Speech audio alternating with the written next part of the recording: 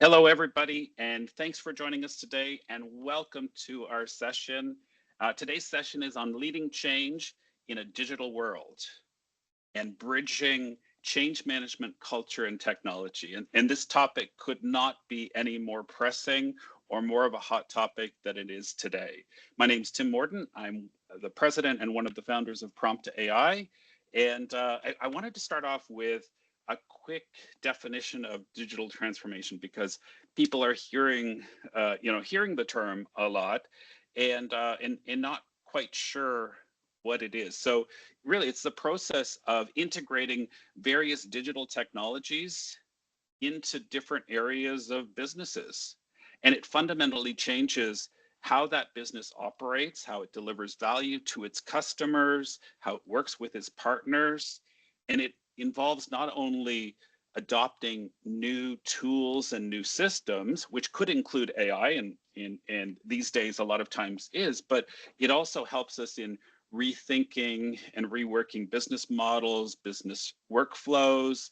It impacts the company culture, and companies are really thinking about these digital transformations as a way to stay competitive, to move from a strategic perspective, and how to stay current in the evolving digital world. And I'm sure you're seeing, like I am, that the news is full of headlines and information about AI implementation failures and projects not getting past the pilot phase, and all of this resistance. And in some big examples where sabotage has happened to derail AI enterprise programs. And most recently, we're seeing reports and studies saying that over 80% of digital transformations with a big AI component are failing. And those numbers are huge. And in this relatively new era of AI, of automation, of evolving ways of working, we know that organizations just can't afford to overlook the human side of change. They can't not look at culture and engagement, but so often that's what's happening. And we know that AI transformation um, and digital transformation, it's not just about the technology. It's got to reshape how organizations operate, how they'll impact their culture, and it requires leaders to guide their people in new ways through this uncertainty and through this change.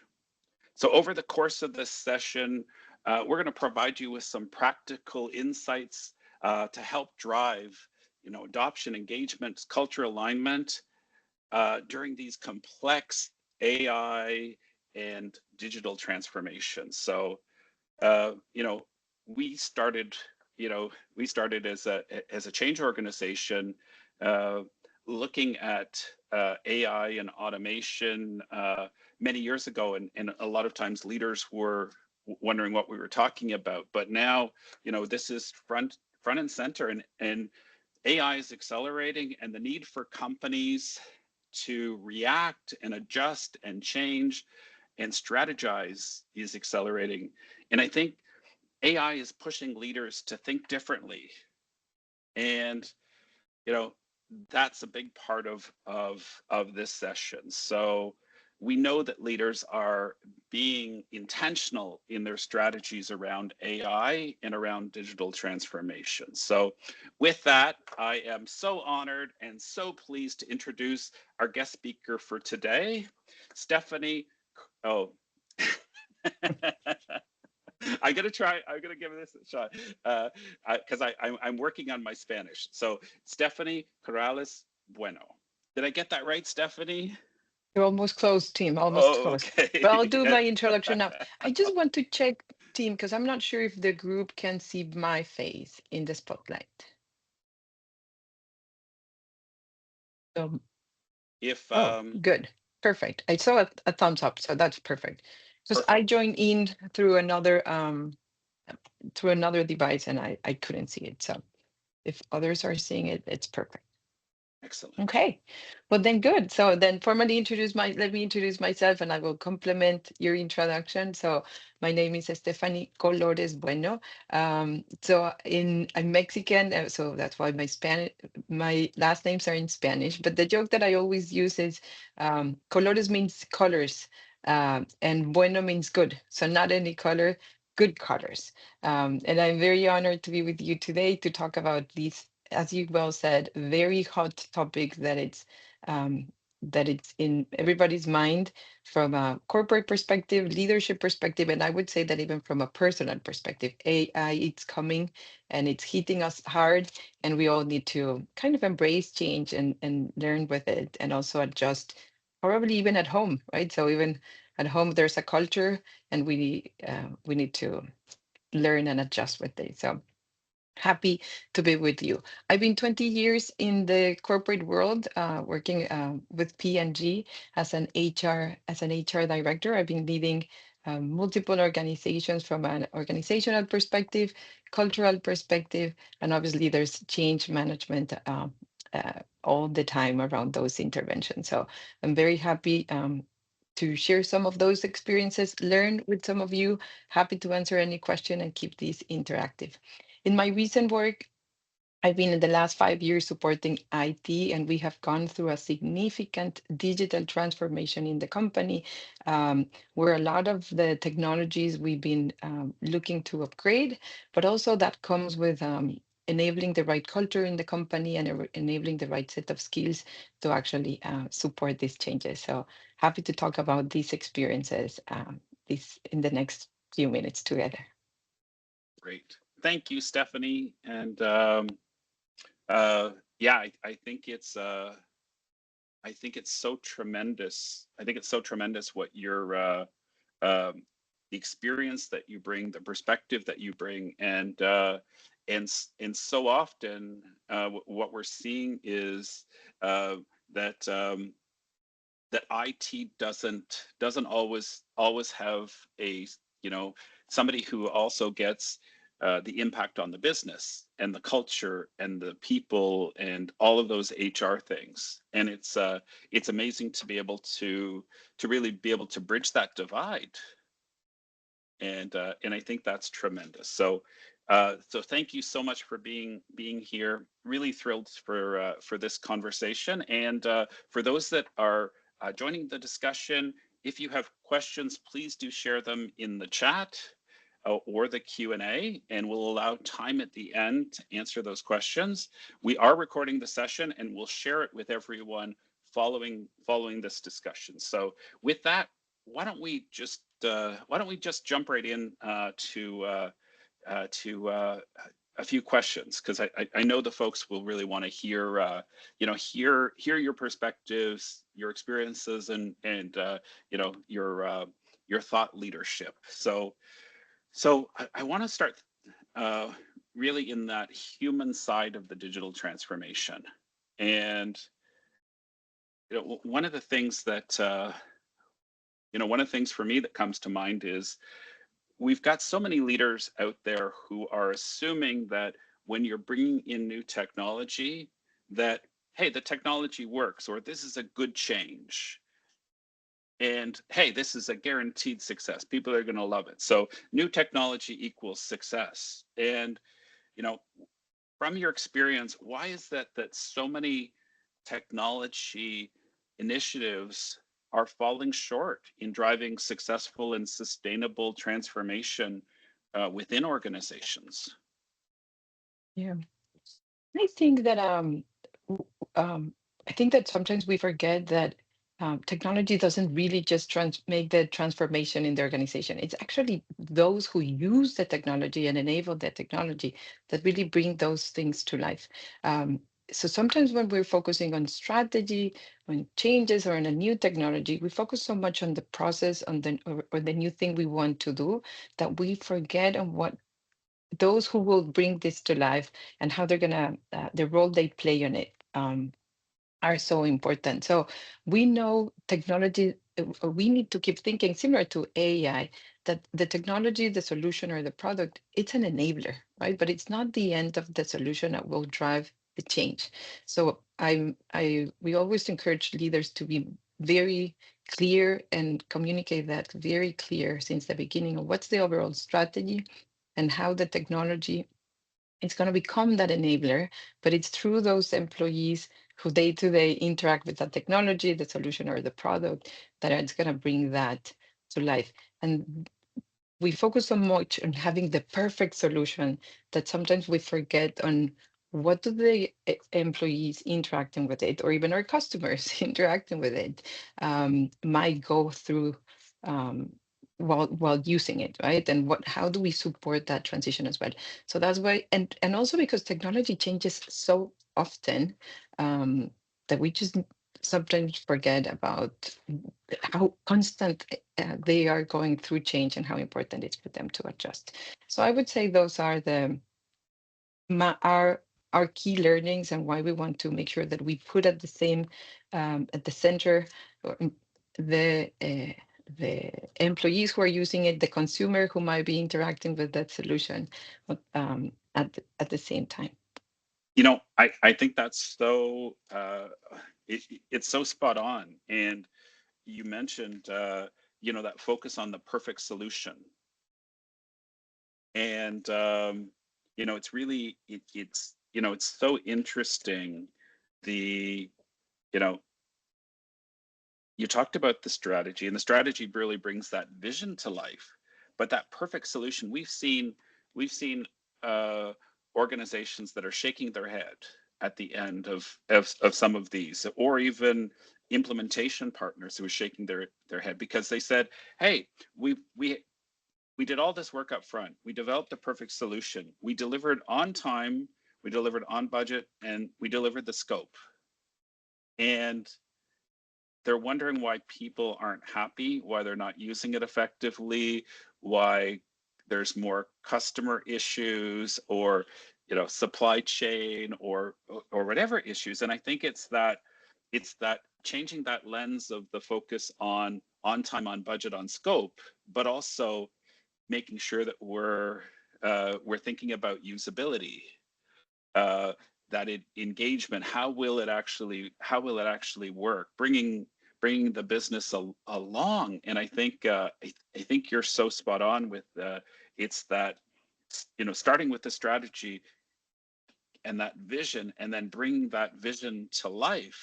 And also from your perspective, that bridging the change. It really is that fundamental shift around. It's not just the technology. And the technology, we know that technologies work.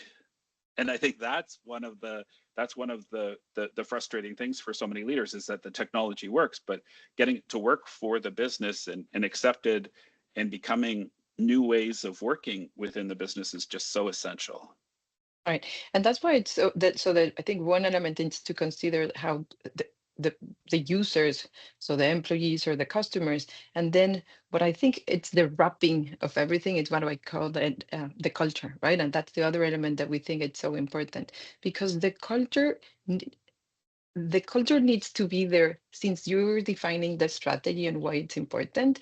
Then during the transition and change management, and then after the implementation, where you kind of keep those um, elements that you created as part of your culture alive, right? That it's how do you continue to give feedback? How do you embrace a growth mindset, perspective, right? Because once you've implemented, you will still need to keep improving, learning, and adjusting. And it's that culture that maintains the solution and the product alive after the change management, or the transition. Yeah, yeah. And and and with that, especially thinking about digital transformations, how do you feel that both change and leaders can really help to bridge that divide between the technology and the culture? Because I think you're so right that um, we can't overlook the culture. And sometimes uh, leaders will say, "Oh, the culture is the culture, and my culture doesn't change." And of course, it changes. The culture is always changing and evolving. but it'd be really great to get your thoughts and perspective in this area. Yeah. So I think there are multiple models that kind of bring culture to life, but we sometimes forget about it, and then or our design how we start doing it. So I think leaders play a critical role throughout the process, right? It obviously starts at the beginning on defining the strategy, the need, and the gap, but making sure that leaders are incorporating that as part of the culture. So we are an organization, or we are a group that we're always looking for improvement. Just declaring that, it starts setting up the culture that say change might come, right? Because we're always improving, and or we're in a culture that we work agile. From an agile perspective, you're always iterating, proving, piloting, and testing and improving. So those declarations at the beginning from a leadership perspective are so important, because it starts the growth mindset. It starts setting up the expectations that there will always be change, improvement, and they're required to embrace it. And then making sure that since the beginning of the transformation, we involve our users or employees or customers to make sure they're aware of the need, right? Again, you'll find different ways of representing these. Some model use these, like the Cutter model use these as creating like the urgency, others as creating the awareness, right? So you need to make sure that you are creating, the leaders are communicating the need of change since the beginning, earlier on the stages. Um, so we start kind of incorporating and making the bridge to that final change and transformation. And then as the design or the definition of the new product or the technology, or whatever we're changing, making sure that we keep checking in, right? Like this is what we're deciding, making tests with our users, validating and getting their feedback, to make sure that we're not making decisions alone. That also helps from a culture perspective, and it helps to improve our final product. And then at the end, as we were talking earlier, to ensure that we keep collecting feedback and we declare change will take some time, right? And we will be adjusting, and we're open to listen for feedback. And that is part of that open culture that we, through the clear visibility and stories and involvement of the leaders, can start connecting through the key different points, the journey. I think that's my recommendation. I love it. Thank you. And you just touched on the word the journey. And I think that's just so important of this, because really what you've laid out is that journey, and starting the journey as early as possible. And there was something that popped into my head is that whole idea of not for us, without us.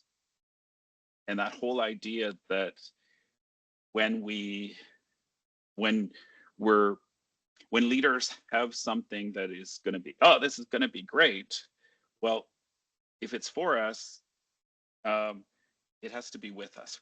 We have to be part of it, and part active players in that journey. And I also love your thought about using those stories, bringing stories to life, bringing that strategy and that vision to life through those stories. So no, I love it, and it so resonates. And over the years, we've had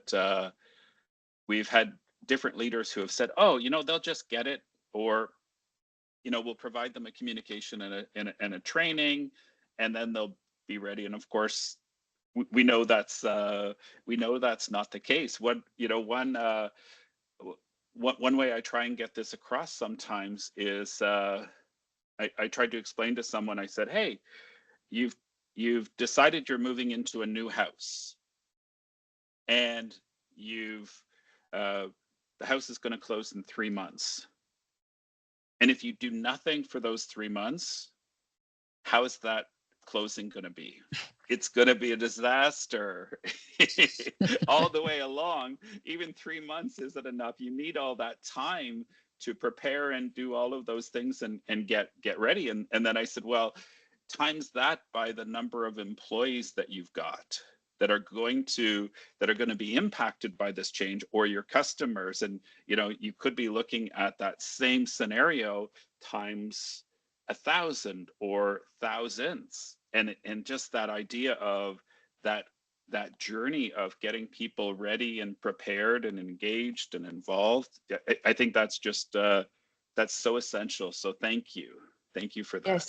so I think like that storytelling, as you were saying, is like they're so important. Like is those storytelling of those who become your early adopters, or you like who can help you navigate. And like it's been hard with vulnerability, but it's been hard, but I've been able to do it, right? So when you move the first time, you probably had experiences of heard stories from someone else, and you get an idea of what that could look like, and then you prepare. So it's always good to yes, to have those Yep. stories, to be ready and anticipating what could come, hear from others how they're dealing with it, and recognize with empathy that it's not going to be easy, but it's going to be for each of us a journey, and it might be different depending on our capabilities, skills, and preference. Yeah. Yeah, it's so true. And and those early adopters can be tremendously valuable uh, for how they impact their peers, and even how they can help to start to build a movement.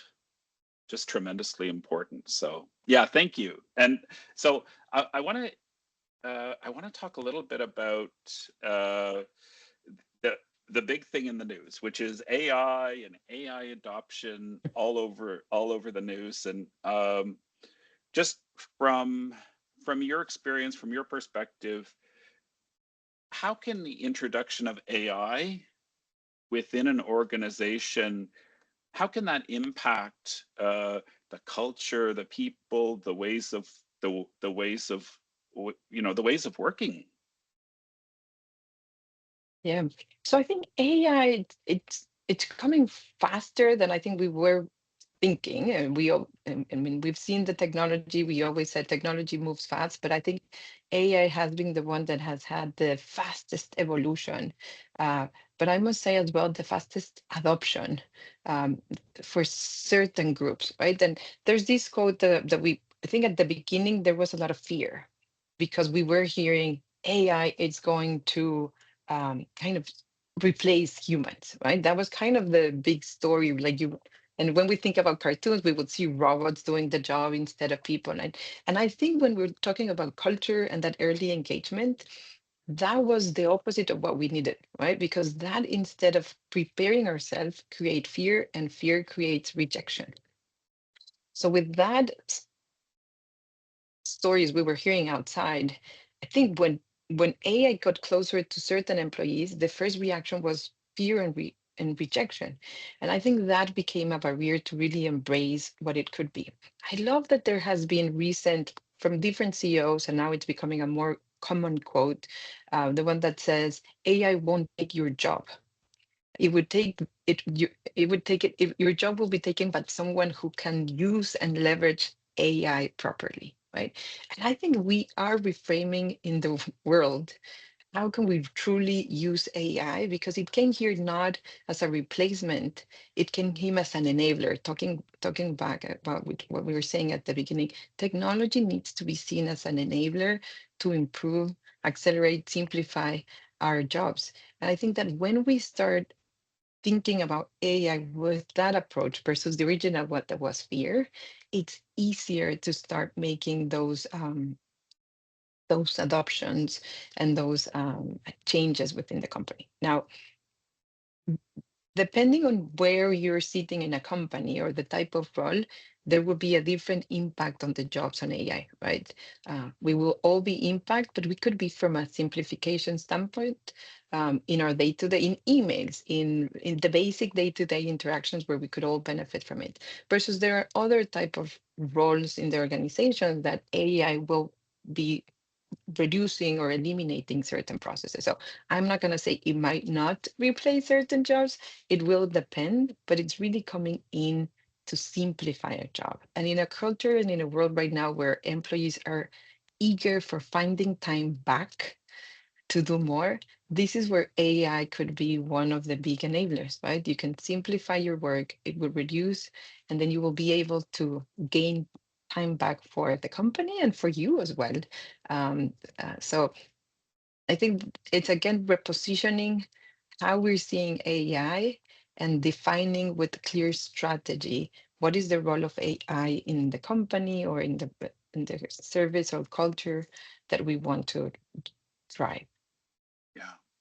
And I think I think it's that whole demystifying it, which you talked so vividly about.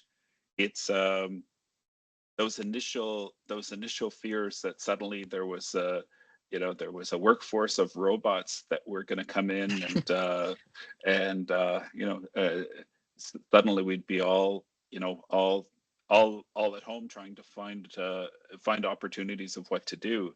And it really is that demystifying, understanding, getting on that learning curve, and really you know being able to start to understand, start to embrace that can make that bit of a difference, and getting rid of some of that resistance, because there really are those opportunities with certain roles where there may be some things that are very routine and very monotonous that Right. somebody may not enjoy as part of their role, and there may be other elements that they'll be able to start to uh, work for. And we've got a comment in the chat from Ken, and Ken says, in quote, um, future state, unquote. So future state is continually shifting, especially with the event of AI. How do we prepare organizations to live in that gray? So Mm. that idea of, and you talked about it, you talked about the strategy, and you've talked about even working from a place of agile, but that whole, with the future state shifting, especially with AI, how do we prepare organizations and people to live in that gray where you know we may not know exactly what this end point is. Yeah, and I think it comes back to culture, right? And those um, elements that define the culture, because the gray, I think, is that it's that undefined but always continuous process. Um, Based on our experience, I'm going to use the experience of the corporate that I support to. We've been, I would say, in the last 3 years, and it was a very intentional effort to bring in. We had a culture, we had our values, our principles, but we decided that we needed to incorporate an effort around growth mindset. And that was an intentional cultural intervention to prepare the organization to say, we are all we're all capable of growing, developing, continue developing, upskilling ourselves. So if we've been working in HR, for example, in my case, I could still be open to explore other options if I grow, upskill, and it's never perfect. It's never so we move from, I'm not going to say everybody was in that stage, but we moved to say you could be on a fixed mindset to a growth mindset. And that helped us prepare some of the gray, I would say, or again, the agile mindset. If we operate in that way, we know things won't be perfect. We're testing, we're doing one piece, and then we'll continue improving. So when we have as part of the culture that gray area, it's an ongoing moving, because um, what it's today, the future, tomorrow it's the today, and we'll have a new future, right? So it's that continuous learning, evolving, and improvement culture that we want to make sure we have, so it's easier for us to embrace whatever is the new future state. Yeah, yeah. Thank you, and Ken, Thanks, thank Ken, you for for the the question. question. Yeah, great question. And I also reflect back on, as you were talking about before, the leader's role, and that leader's role in providing the strategy and the vision, and also um, being able to share, and being as open and transparent as possible, as as things are evolving and things do shift, I think really would help too. And I think it goes back to a lot of what you were saying about that role, the role of strategy and leaders. So yeah, again, great question. And one of the things I wanted to get your thoughts on, and with all of these programs that aren't going as aren't launching as successfully, we're seeing a lot of times that um, organizations are overlooking key elements of change. They're overlooking the need to think about the culture, to think about adoption and engagement. Why why do you think so many of these critical elements of digital transformation when it comes to people and change are being overlooked? I think it's the pace, right? As we are saying, technology changes so fast that I think some when some organizations are trying to move forward, they feel they're already behind, and they're trying to accelerate the execution of certain interventions without investing. And I think going back to this great investing the pre uh, kind of thinking of the full journey, like the pre-engagement, then the transition, but then the implementation with the sufficient time. And again, as technology it's evolving so fast, sometimes when you're finalizing something, there's something new that you still need to catch up. So you're already kind of going through the new cycle of iterations. And I think that's where we're overlooking some of those important elements, as you say. So I think that recognizing that adoption, it's not only training, right? There's not only launching or ensuring they understand how to operate, but adoption is really looking that it's successfully being used, that it's successfully improving what it was designed for, and it's bringing outcome that it's impacting the business in the future. So implementation sometimes means I changed it, I launched it, it's there. Is the question is it really working? Is it really improving and bringing the results that we want after a certain 6 months or a certain period of time that could be convenient for that. And I think that's where we can actually kind of say success once we overlook at those um, after checkpoints. Brilliant. Yeah. Yeah. And we were talking a little bit about uncertainty and leading people through uncertainty, and I know Ken called it the uh, gray or the gray zone.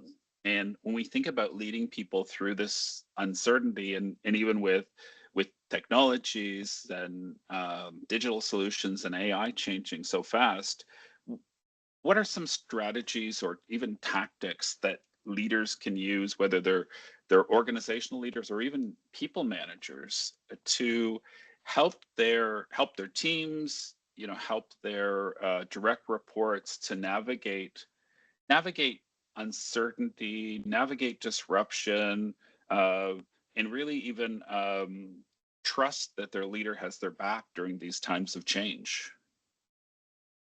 And I think that another, I'm always going to kind of keep pushing on culture, right? Like I think another big element that we need to keep bringing in teams or in companies is that psychological safety, right? That's another element where people can feel comfortable to share how they're feeling.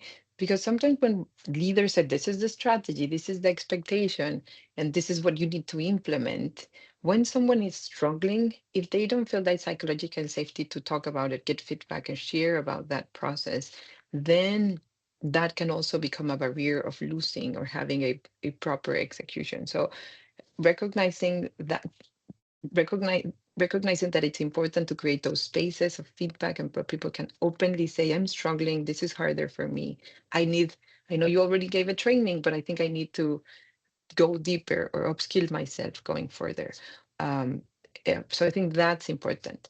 The other one is, as we were talking earlier, about empathy, right? So sharing through those stories that there's different journeys, different processes and states, and then continue with elements through those checkpoints, as we were talking earlier before, an engagement, right? How do you con- reinforce. You will always have a new hire that missed the original training.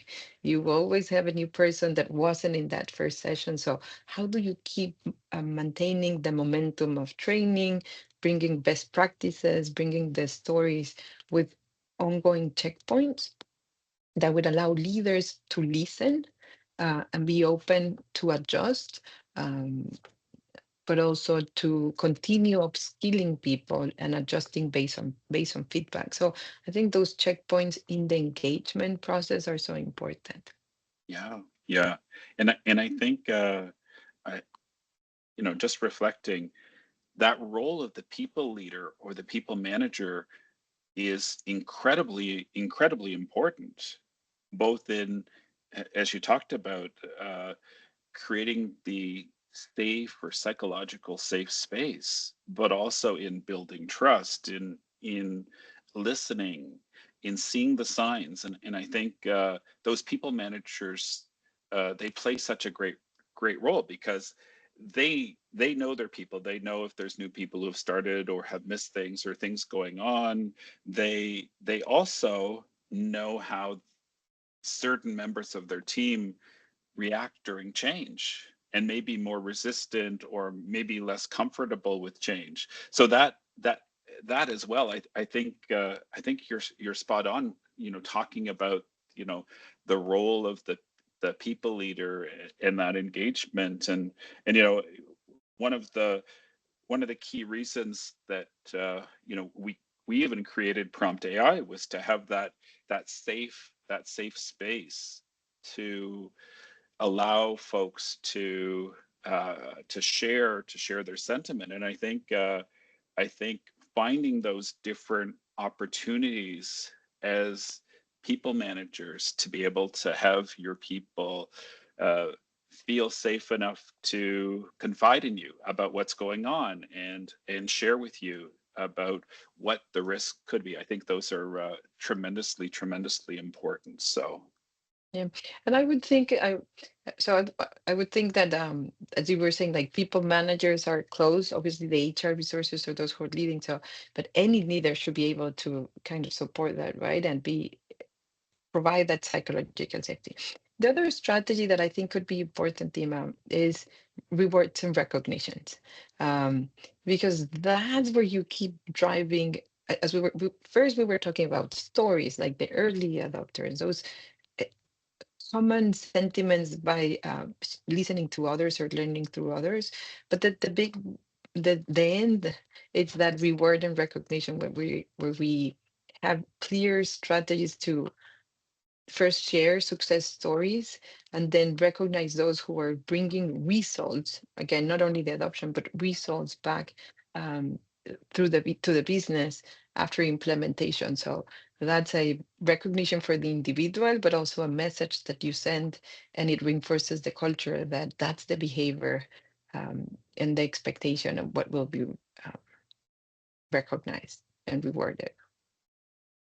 yeah, that's great because so often what we're seeing within organization is that other things get the attention, things that didn't go well, or uh, potential risks or issues, or something not happening. But I think spending time and actually talking about those success stories, even if they're small wins, those wins, and really acknowledging how people have either gone above or beyond or found success leveraging new ways of working, these new enablers. And those are really great things to, as a company, to focus on. And even so often we see this whole thought within organizations, oh, it didn't go well the last time, so it's not going to go well again. And there's that opportunity, hey, we're changing that narrative.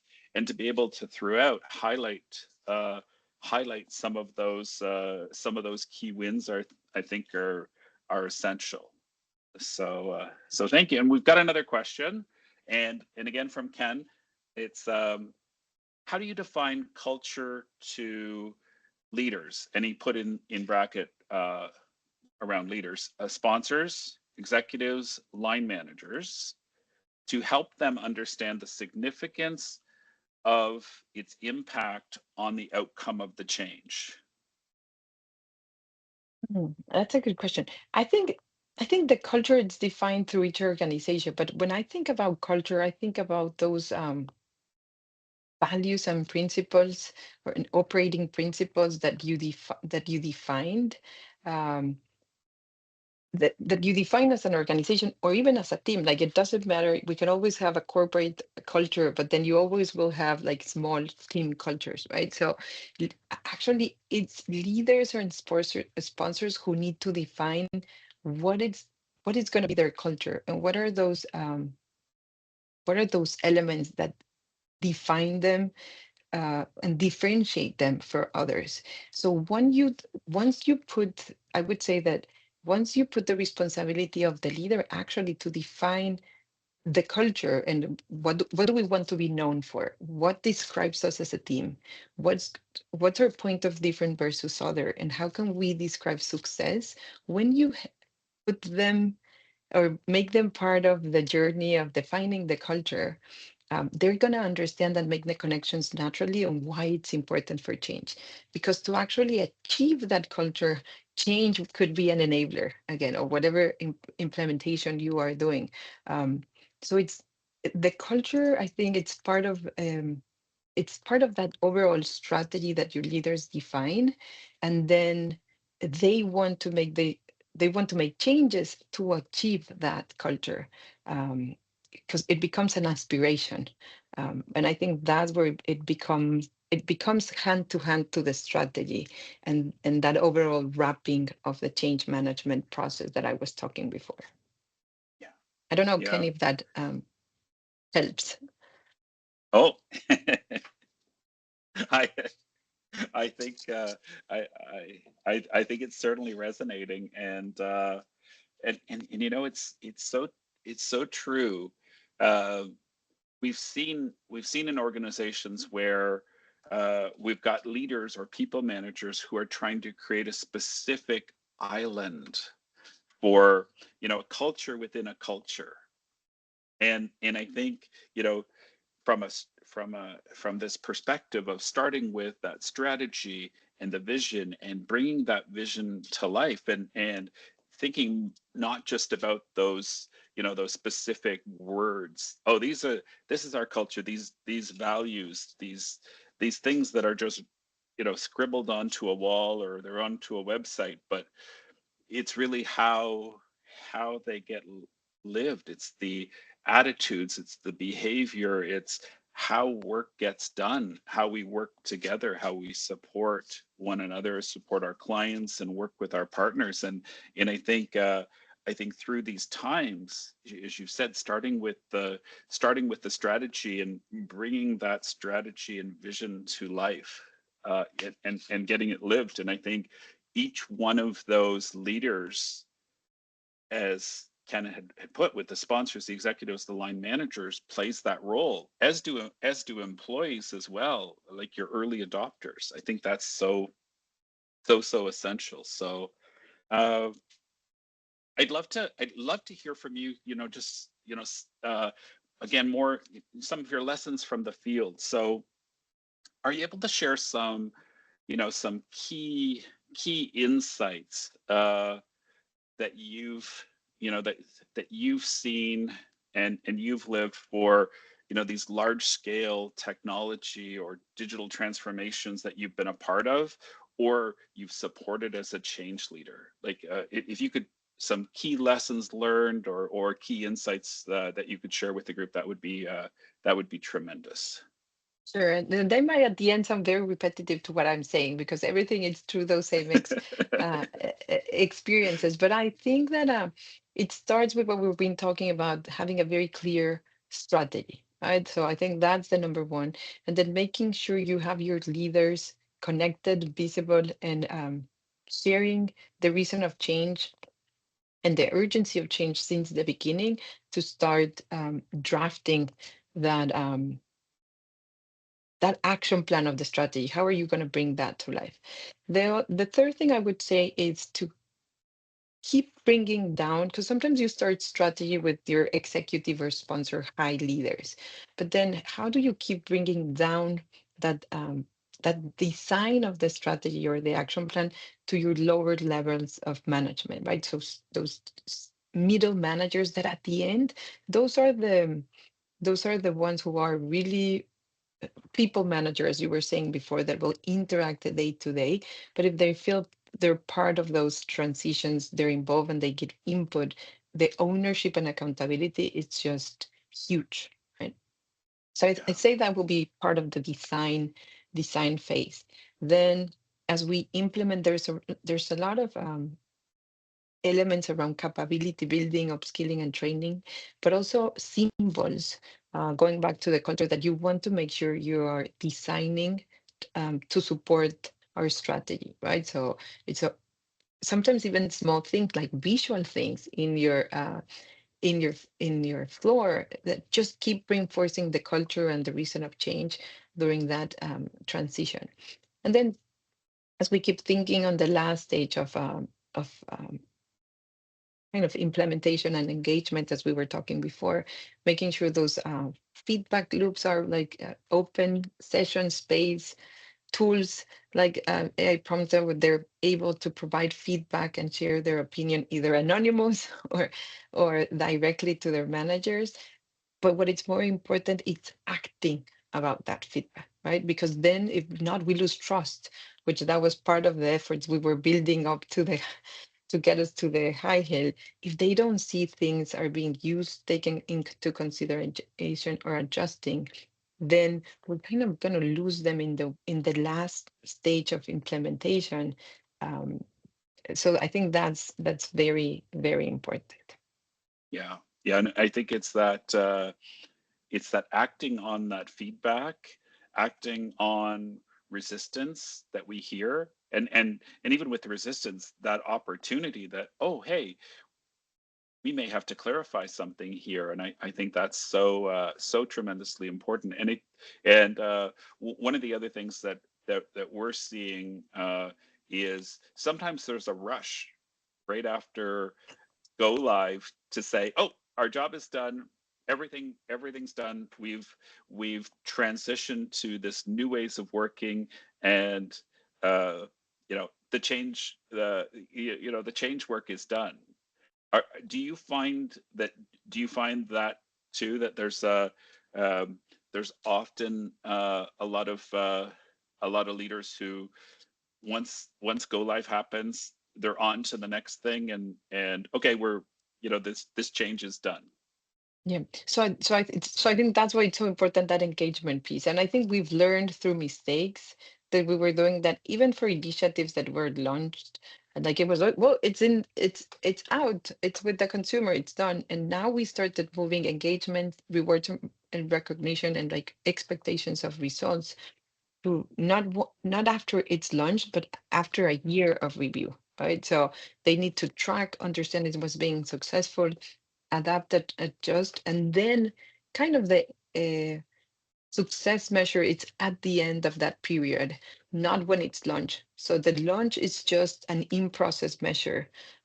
It's that support during the implementation and afterwards that it really it's when we consider success, right? And that's where rewards and recognitions will come, or performance evaluations will come for owners of those implementations, because it goes till the end of the journey, not the middle of it. Yeah, yeah, and I think that's so essential because that go live may be an end for an end for a specific technical person or for a project manager, but from a change, it really is, as you said, it really is the middle. It is. And sometimes what it does happen is that you change ownership, right? Because implementation could be done by a specific group, specifically if it's a technology, through a very high technical group. And then once it's implemented, the ownership passes for the next phase to someone else who's actually using or leveraging the tool. While the other group, it's more on the support or back end, right? So it doesn't mean everybody needs to have the same ownership across the full journey, but it's a longer period that we need to be accountable for. Perfect. Yeah. And from the transformations that you've been part of and that you've led, are there pitfalls that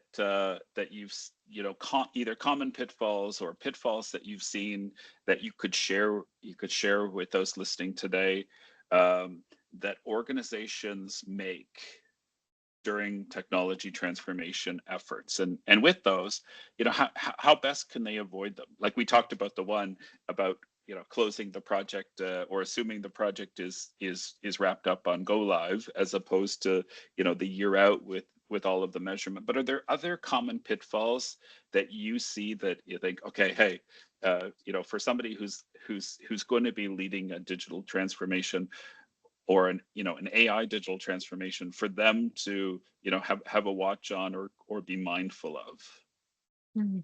I think it comes back to what we were talking at the beginning about the different journeys, right? So one of the things that we've been intentional, and again, I think we learned through mistakes, is that we we were not identifying the different personas involved in the change management, right? And have a clear definition, but also a clear understanding of their needs, their insights, and their potential challenges, right? So when you think about implementation, you might think, oh, employees. I'm just going to launch this with my employees. But you will have different segments within your own employees. And when you treat them equally, that's where then some mistakes might happen in the execution. So now we're trying to be more intentional and think, okay, yes, I know I'm launching with this employees, but what are my segments? And my segments could be manager of others, for example. So when I need to train, prepare, and think about the challenges they might go through with this transformation, it's very different when I think of a new hire, right? And and also the expectations in a way. So it's what are going to be their concerns? What are going to be their insights? What is their experience using the technology? And how do I prepare them differently depending on the role they play? So I think we learned that by mistakes, and now we're trying to be more intentional. That I think this could help many others too.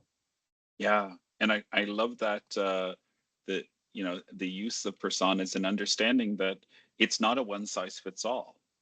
We uh, the impact, the degree, the amount of change that uh, that different different folks within the organization, and even without sometimes, are going through, is essential. And so I it's such a key point. So um, we're almost out of time, and the time has just flown through. If there's any last minute questions, please do type them in. But in the time we've got left, Stephanie, if you're able to share anything that you'd really love those people listening in to take away. If there's any one big takeaway, that you could share, we'd love to hear it.